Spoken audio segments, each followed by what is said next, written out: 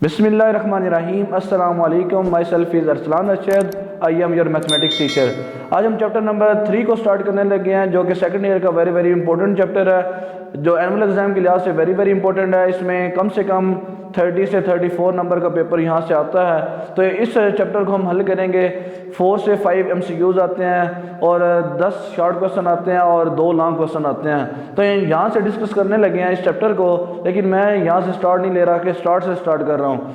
तो मैं क्या कर रहा हूँ, मैं सबसे पहले आपको इंटीग्रेशन के फार्मूला सिखाना चाह रहा हूँ। तो इंटीग्रेशन के फार्मूले हम सीखेंगे यहाँ पे।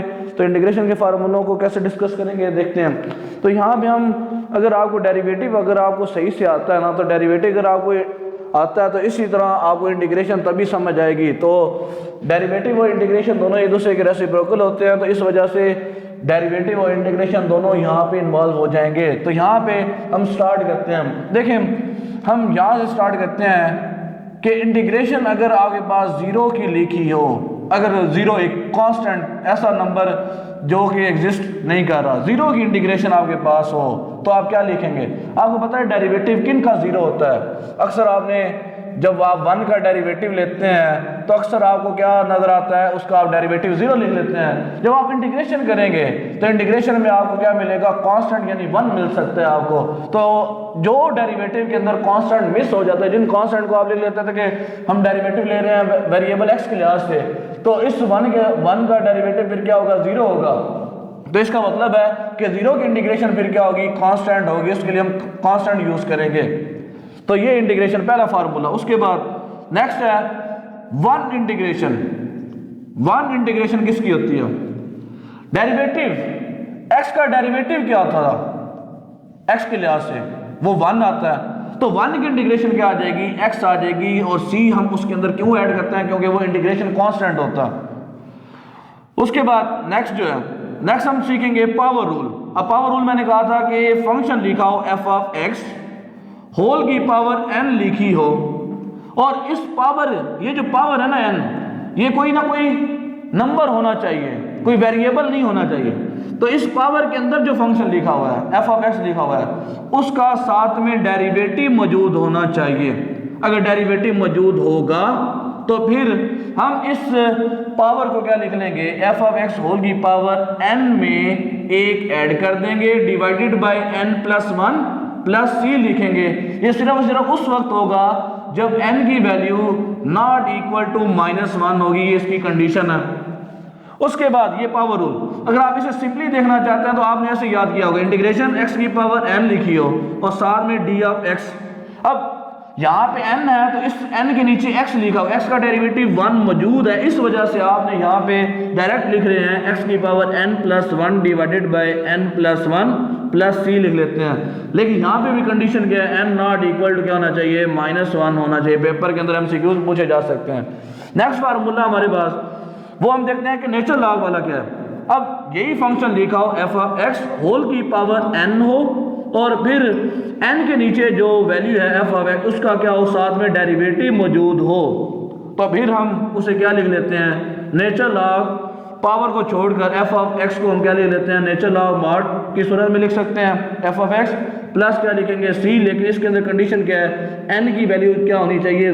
-1 होनी चाहिए। -1 के अलावा कोई वैल्यू भी आ जाए पावर की सूरत में, वेरिएबल ना हो, तो फिर हमारे पास क्या होगा? वो पावर रूल बन जाएगा।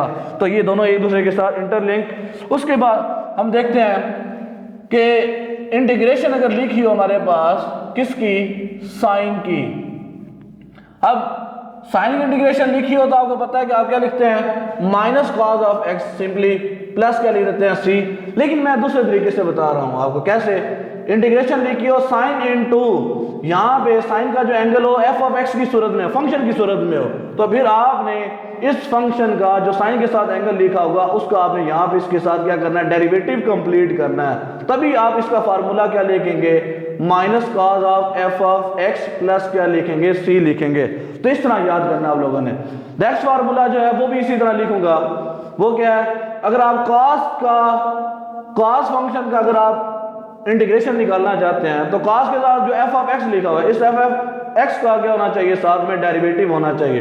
अगर ऐसे डेरिवेटिव है तो काज की इंटीग्रेशन क्या बनती है, वो sine of F of X बनती है प्लस क्या आ जाएगा सी। अगर इसका सिंपल फार्मूला देखें तो काज ऑफ एक्स की इंटीग्रेशन क्या होती है, वो होती है साइन ऑफ एक्स प्लस क्या होती है सी होती है।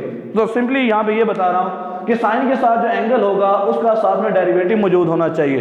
तो साइन के साथ जो एक्स है उसका डेरिवेटिव, एक्स का डेरिवेटिव क्या होता है 1 होता है, इस वजह से हमने डायरेक्ट लिख लिया यहाँ पे माइनस कॉज ऑफ एक्स। और यहाँ पे कॉज ऑफ एक्स है, एक्स का डेरिवेटिव क्या होता है 1 होता है, तो यहाँ पे 1 मौजूद होता है, इस वजह से क्या लिख लिया साइन एक्स लिख लिया। अब आपको पता है कि साइन एक्स का डेरिवेटिव क्या होता है कॉज एक्स होता है, और कॉज का डेरिवेटिव क्या होता है माइनस साइन ऑफ एक्स होता है। तो यहाँ पे उलट हो जाएगा कि साइन की इंटीग्रेशन क्या होगी माइनस कॉज ऑफ एक्स होगी और कॉज की इंटीग्रेशन क्या होगी साइन एक्स होगी। तो देखते हैं नेक्स्ट फार्मूले। नेक्स्ट फार्मूला में हम ले रहे हैं integration of secant x and ten x, साथ में आ जाएगा dx। अब सीकेंट एक्स और टेन एक्स ये किसकी इंटीग्रेशन दी, अब आप याद करें सीकेंट का डेरिवेटिव क्या होता है सीकेंट एक्स और टेन एक्स होता है। तो सीकेंट एक्स और टेन एक्स की इंटीग्रेशन क्या होती है, तो यहाँ पे हम क्या लिख लेंगे सीकेंट एक्स इसकी इंटीग्रेशन प्लस क्या आ जाएगा सी। अगर आप दूसरे तरीके से याद करें फंक्शन की सूरत में integration secant into F of x लिखा हो और यहाँ पे ten of F of x लिखा हो, और ये जो दोनों एंगल्स हैं ये दोनों सेम होने चाहिए। अगर ऐसा है तो फिर इस एक्स का ये जो फंक्शन बीच में इन्वॉल्व हो रहा है इसका साथ में क्या होना चाहिए डेरिवेटिव होना चाहिए। अगर ऐसा होगा तो तभी हम क्या लिखेंगे secant into F of x plus क्या लिखेंगे सी लिखेंगे। तो यहाँ पे ये जो सीकेंट बन गई। उसके बाद जो नेक्स्ट है सीकेंट के साथ उसके बाद हम देखते हैं कि अगर हमारे पास आ जाए टेन आ जाए, टेन ऑफ एक्स आ जाए।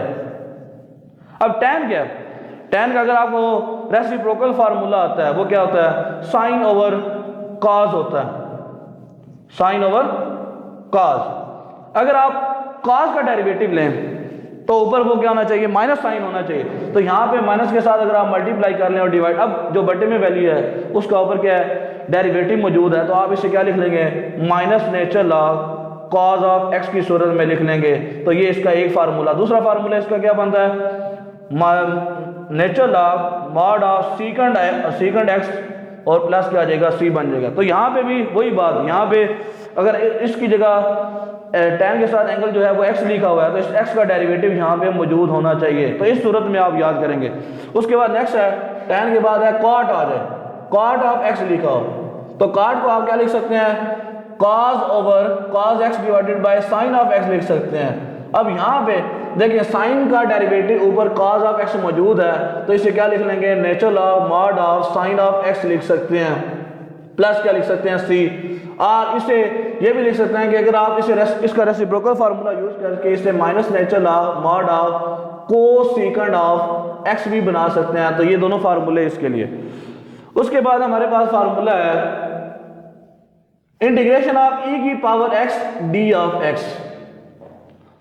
तो यहां पे इसका डेरिवेटिव देखा जाए तो यही सेम आ जाता है। अगर इंटीग्रेशन है तो ये सेम टू सेम आ जाएगा प्लस सी।